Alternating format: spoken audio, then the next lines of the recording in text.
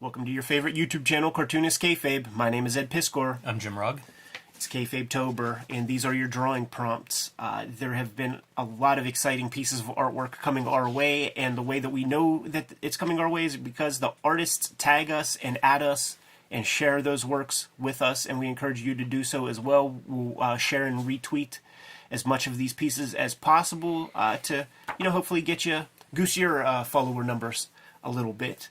The Kayfabe channel has a Patreon, and the King Kayfabers on the Patreon get all the videos before anybody else, and they're hanging out with us in a recording session right now as we record this video. So there's some good premiums there, but there are several levels of support that you can give the Kayfabe channel. We are also a daily YouTube channel with more than 1,500 videos at your disposal. We might have talked about some of your favorite comics, so hit the little search box on the front page of the Kayfabe channel. Give the channel a search for your favorite comics and check out those episodes. Without further ado, Jimmy, Love and Rockets issue number 5. The video is titled something like, steal this from the Hernandez brothers, steal these techniques from the Hernandez brothers. But what, you use a provocative phrase to get the people clicking. But what I'm really saying is there's a lot to learn from the bros, and a lot of it is on display in this very issue. Yeah, they are good fast, and they get into what I think of as their mature work pretty quickly. I think we're there at this point. The other thing that stood out to me with this issue, I read the Hernandez brothers and Love and Rockets in pieces. Yeah. It's like we've talked about a lot of different series where I pick up whatever I pick up and I read it. Going back through in order is a treat for these. It's super exciting for me. And it's cool to see the letters column in here where Groth is send us critical letters. Because these letters are I've never read comics like this. It's a revolution. And it's chronicled not just in the comics, but also in the commentary around the comics. They're doing what they can to get this out to the people. This is the first issue that's going to be the bi-monthly Love and Rockets. They cut down on the page count, and they're upping the frequency. This is something that's been asked by retailers and customers alike. So they're making those concessions. It's said right here, the bros, they're not paying their bills from Love and Rockets exclusively. So, they're doing everything they can to try to make this work. And should say January 1984 is our publication date on this one. It is, and I'm glad you say that, because on this splash page right here, Jaime in 83, Homeboy, I think that's the first time Homeboy was ever put into a comic, and I actually used that little bit right there in a talk that I gave whenever Hip Hop Family Tree was first out, and I was on kind of the lecture circuit, and I had a whole hour presentation, which I was considering I might do on the channel. I have all those images, and I think that would be a nice thing to do as a video. But I used that piece because it's the first time. Put it this way, I challenge anybody to find the word homeboy in a comic earlier than this issue of Love and Rockets. How incredible are the figures here? In terms of natural, it's uncanny. No wasted lines. It doesn't feel like you're tracing a photograph either. It just feels like these are living people. Absolutely. It's kind of weird. The way that Jaime, one of the pieces of his process is to pencil and to let it lie for a while. And it makes me think about that Stephen King on writing, where you do your draft, but maybe you have 2 books going, and you do your first draft, and you have to put it down for a month and a half. You cannot look at it for a month and a half, so that when you revisit it and you kill your darlings, it hurts less, because there's a little bit of that time removed from the toil that you put into writing the thing. And I think that is something that Jaime accomplishes with the art by penciling it, leaving it alone, coming back with fresh eyes. And he says there's always something to change. It's always that way. So maybe that's a lesson that one can take. That's pretty interesting takeaway. The various levels of gray, what Gilbert and Jaime have at their disposal is black and white. There's no zipatones, none of that. But just look at this from a distance. There's a lot of value on these pages. It was fun after talking to Seth and hearing him describe Love and Rockets as when he found it, those guys are 2 years older than him or something, And I was thinking this, I didn't look it up, but I was going to look up how old they were when they did this. Because 83 is the cover art is signed 83, so, you know, picture 83 is when these guys did it, and they're very young, you know? It's like young people making comics about young people is fascinating. Absolutely. And this particular Jaime strip, it is an Archie story. It reads like an Archie story in almost every single way. Little iconography, like to break up the whites and the white spaces with the couch and things by having the pants in that kind of shape. It stops the overlapping like white lines, and it creates that level of space. It's uncanny what Jaime is able to do with limited black and white and use black as a color. This video is brought to you by the books that we make. The best way to support Cartoonist Kayfabe is to buy our books. I have Street Angel, Princess of Poverty, coming out in November. You need to pre-order that one now. It is part of a set with Street Angel, Deadliest Girl Alive, collecting all of my Street Angel comics. October 26th, I will be selling my self-published comics on jimrugg.com. That includes True Crime Funnies, the BW zine, and the 1986 zine.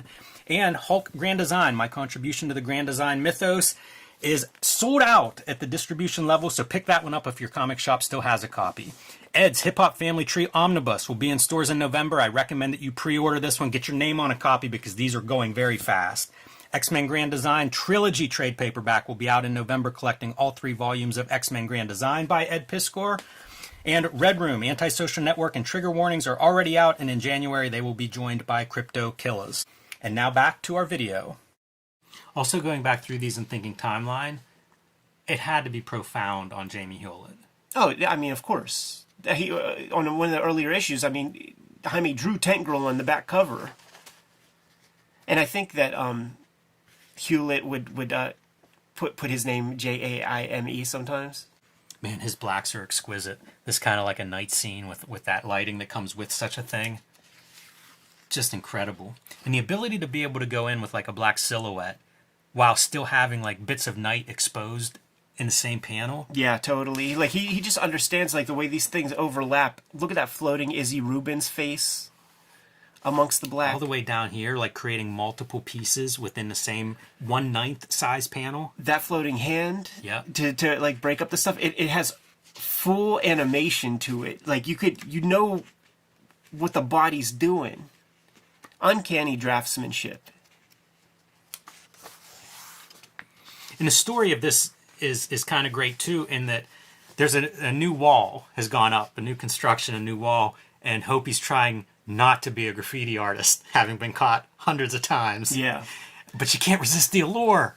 It feels perfect for a young person comic. You know, this is the thing of when we used to have free time, and it would just, you know, these things would occupy that free time in ways that, like, now it'd be like, what are you doing? Right. But whenever you're in your early 20s, like, you had that kind of extra.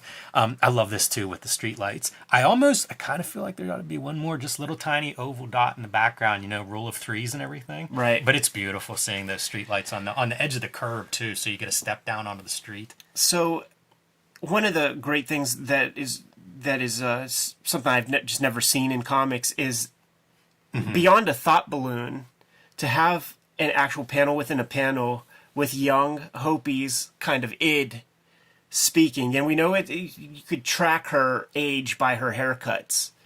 And so we know that that's young Hopi's in there and is saying the stuff in the thought balloon. I don't think that, like, Jaime necessarily is like, let me do what's never been done. It feels like it comes natural to him. Like, it just makes sense to do it this way. You can almost imagine, you look at the Harry Lucy Archies or Al Wiseman, Dennis the Menaces and stuff, and you can almost imagine this is the next step. You know, like I watched this sequence of like Hopi's head, and it's such subtle bits of expression until she loses her mind, and yet all of them are great, and they're all different, right? I'm looking at the policeman, I'm looking away, now my head's cocked, like, come on, dude. Same for Izzy, man, who's getting progressively more nervous. Yes. Like, this is like, imagine a comic book writer telling the artist, she gets more nervous in each panel. That could turn into such caricature, but it's subtle. Yes. To the point where Izzy, you know, really has to respond. This is a 4-panel strip. Yeah, definitely. How about no nose on Izzy here as she's lurching backwards and the light's hitting her right on. Pretty bold choice. I'm sure there was a penciled nose.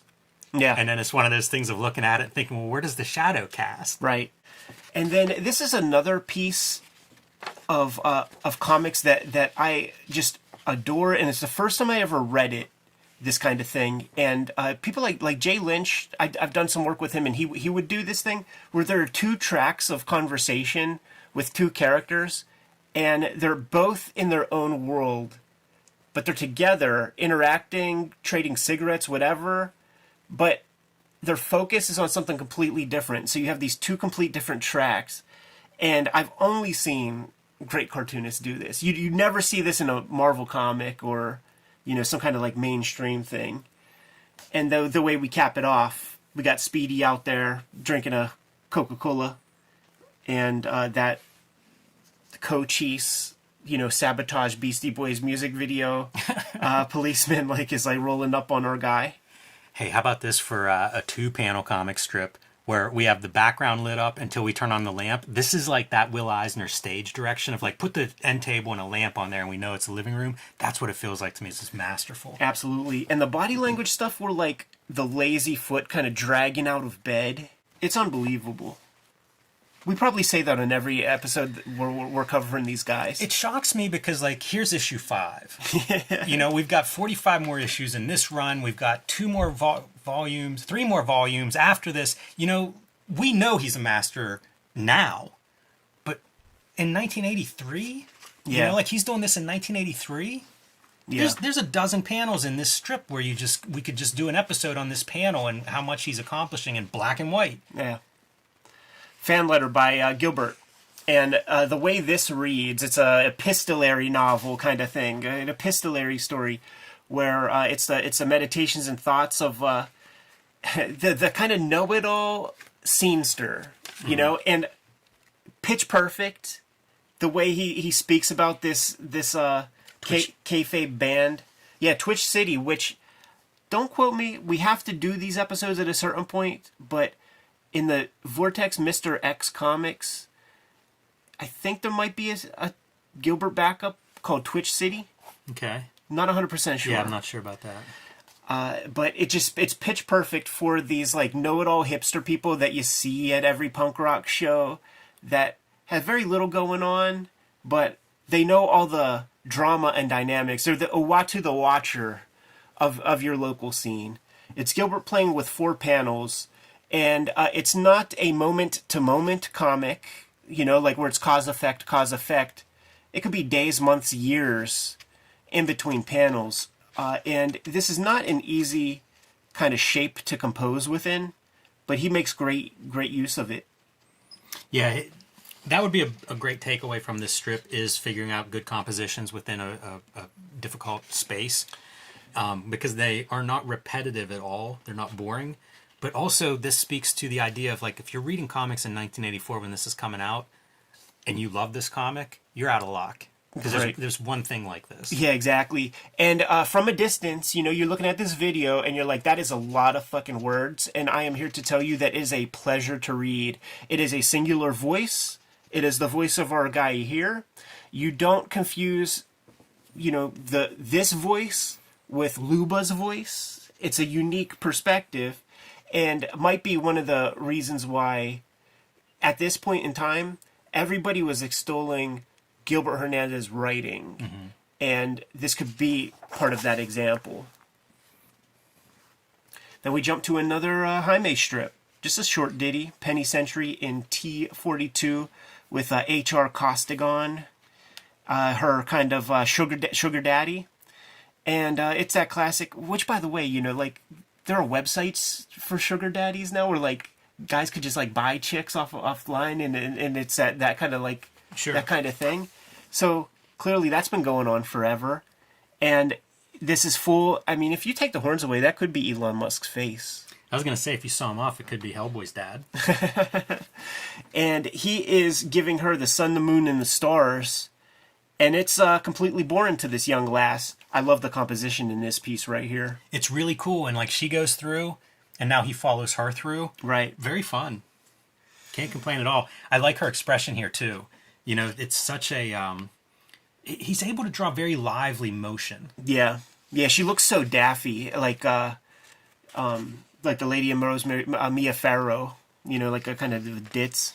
I think of the pinup artist too, and that's something that a lot of the pinup artists don't get, that ability to really like have her light up, have her defy gravity. Yeah. And so she is taking on these airs of, it's women's lib talk, kind of. Like, I want, to accomplish some stuff. I'm not just a coat check girl, whatever, blah, blah, blah. But there's a cynicism to it because she does go back to just being her old ways. So there is a little bit of cynicism in there, which is interesting. You don't necessarily see that part, that kind of thread continue. Because it makes her a folly. I do think it's interesting to see Jaime at this stage in terms of writing, because there's also a third story that we're going to get to of his, and I think they're all a pleasure to read. Yeah. But they're such the tip of the iceberg of the world that he's making. And I think it's probably something that he's learning too, as he's kind of doing these little, I don't want to call this a throwaway strip because Penny Century goes on to be a big character. Yeah. But it's, I wonder how much he knows at this point, where it's like almost maybe following instinct, but as we keep getting to see more and more of this world, these pieces make more and more sense. In hindsight, this all fits. Right. But at this time, I can see it being like, it's a young, gifted, talented cartoonist, but he's learning. And I think the writing is probably where that shows more than the visuals, because the visuals are just, damn. We have a playlist for Love and Rockets and the Bros. And they back and forth from issue 1 to issue 2 to issue 3 to issue 4. They'll kind of trade off who's doing the kind of big story. So in issue 1, it's Bem, it's Gilbert Hernandez. In issue 2, it's Maggie goes to Dinosaur Island. In issue 3, it's probably the first Heartbreak Soup story, this first Palomar story. Mm-hmm. Issue 4 is 100 Rooms. That's Jaime. Now it's Gilbert's time to show and prove. We have Act of Contrition, another Heartbreak Soup epistle.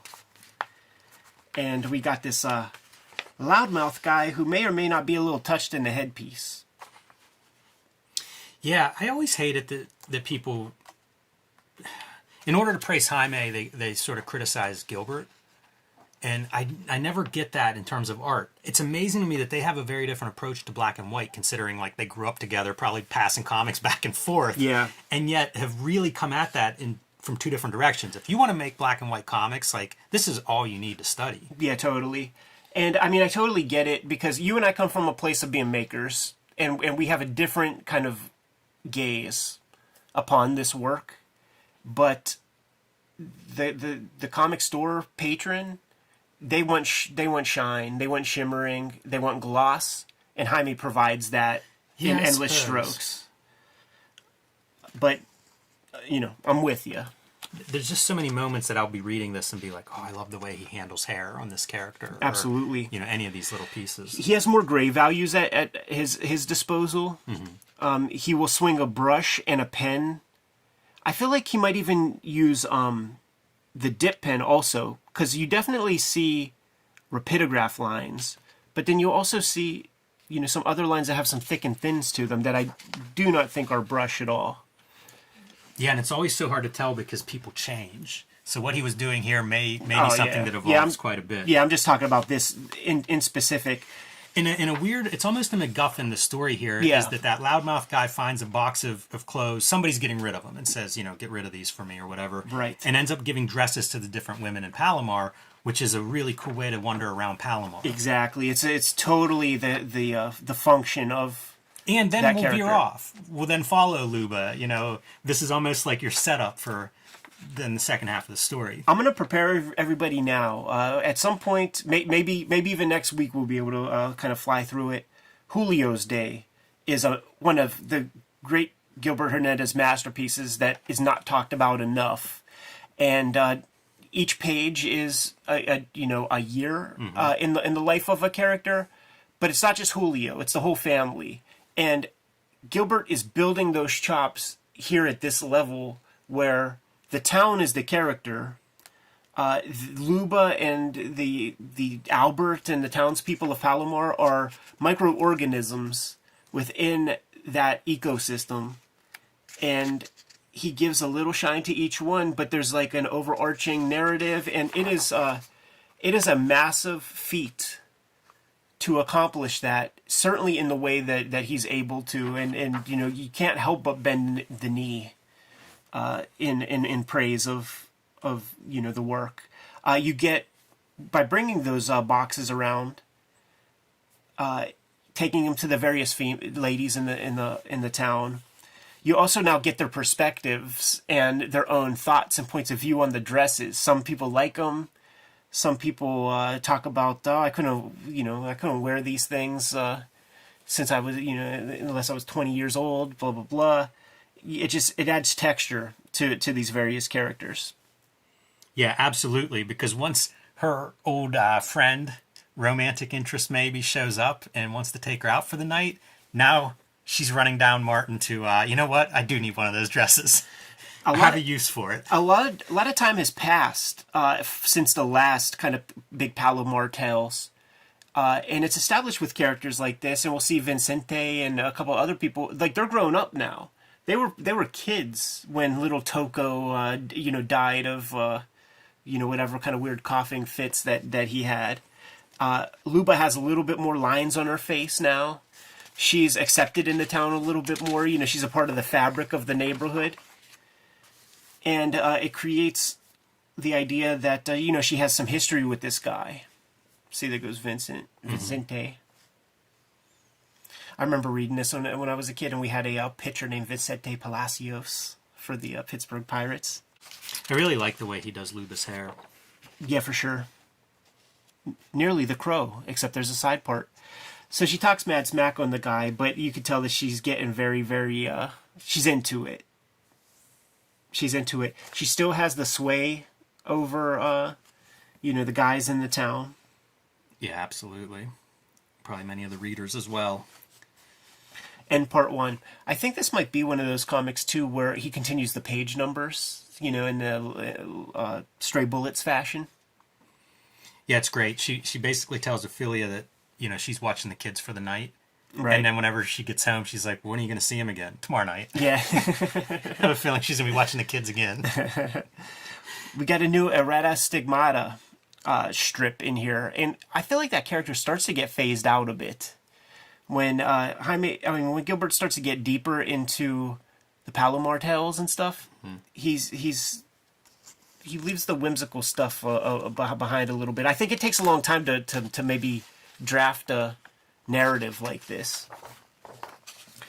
When I'm looking at the windows of this little apartment as she's kind of going back and forth with this latest love interest, and she's what's called a stigmatic. Every now and then, almost like a period, she will kind of imbue the wounds of Jesus Christ on the cross. She'll get the holes in the hands and all of that. So she's with this guy, and she's having issues with him because she starts to think that she's being used a little bit, that he's with her for one specific reason.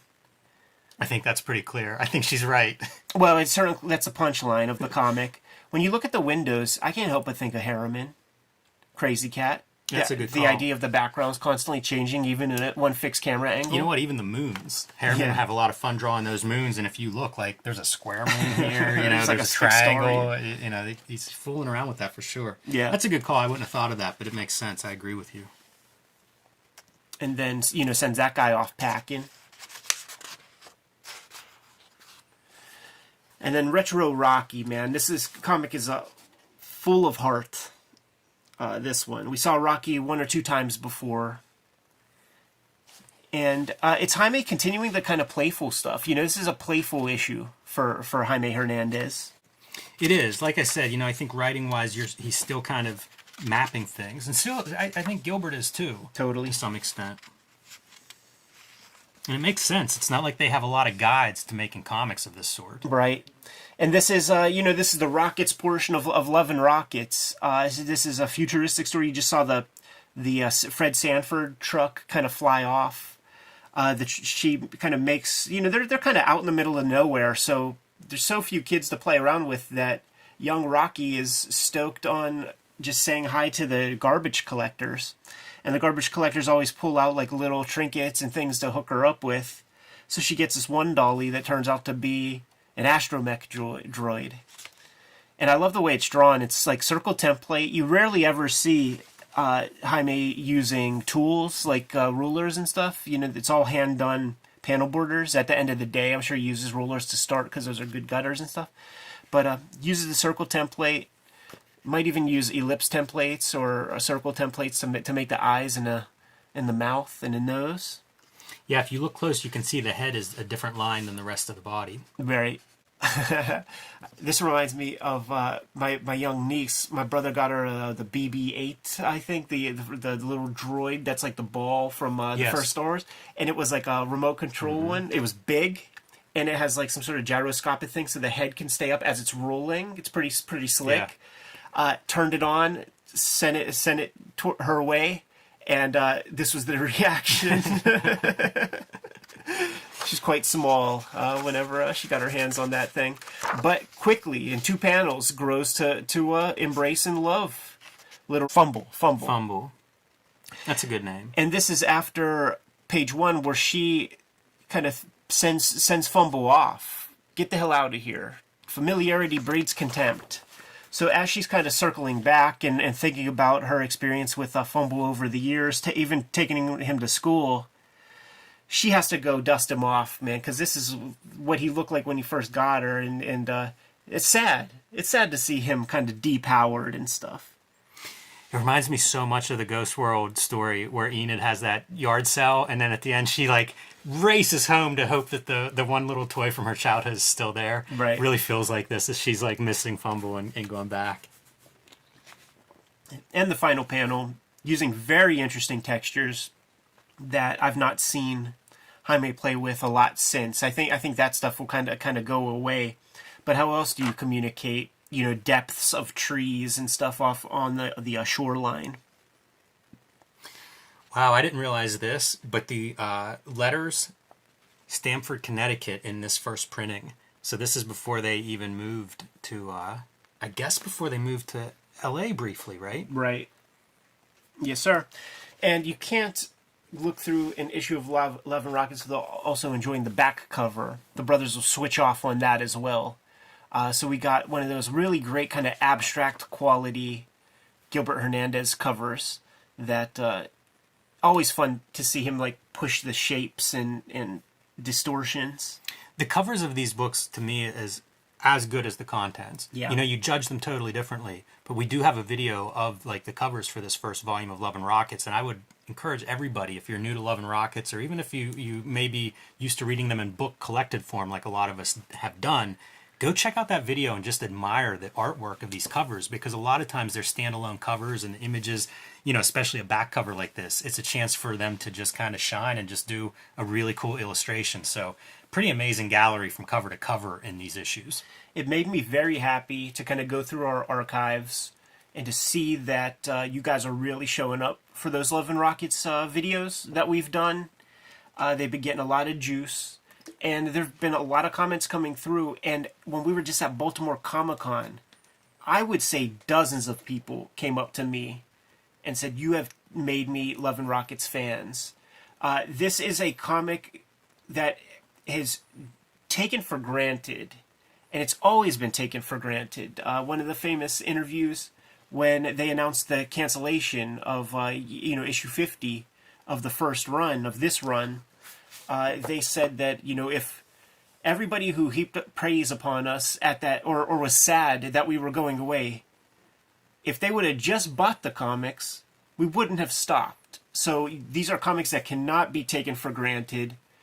There is unlimited information to glean from these comics for your own kind of comics practice, and it has nothing to do with cribbing their ink lines or whatever, or maybe it does, but these are textbooks. This is sacred tablets, holy scripture, whatever you want to call it.